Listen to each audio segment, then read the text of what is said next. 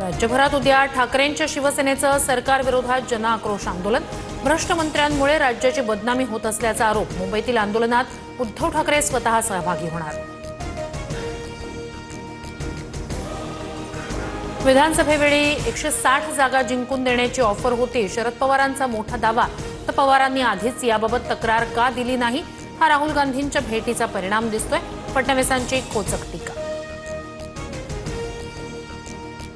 कल्याण डोंबिवलीत 15 ऑगस्टला चिकन मटण शॉप बंद ठेवण्याचे आदेश। नियमभंग केल्यास पालिकेकडून कठोर कारवाईचा इशारा।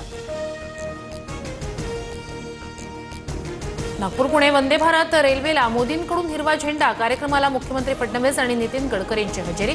तर समृद्धी महामार्ग समांतर ट्रेन करण्याचा विचार। फडणवीसांची माहिती। पुण्यात पुन्हा हुंडाबळी। 20 लाखांच्या मागणीनंतर स्नेहा झेंडगेची आत्महत्या। राखी पौर्णिमेला भावाला बोलवल्यास जीवे मारण्याची पतीकडून धमकी। आंबेगाव बुद्रुक परिसरातील घटना। 7 जणांविरोधात गुन्हा दाखल।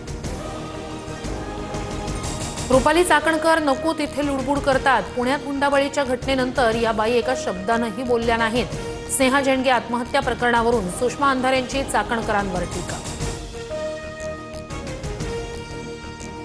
पंतप्रधान पीक विमा योजनेतील गेल्या वर्षीच्या रखडलेल्या दाव्यांची नुकसान भरपाई उद्या शेतकऱ्यांच्या खात्यावर जमा होणार। एकूण 921 कोटी रुपये राज्यातील शेतकऱ्यांना मिळणार।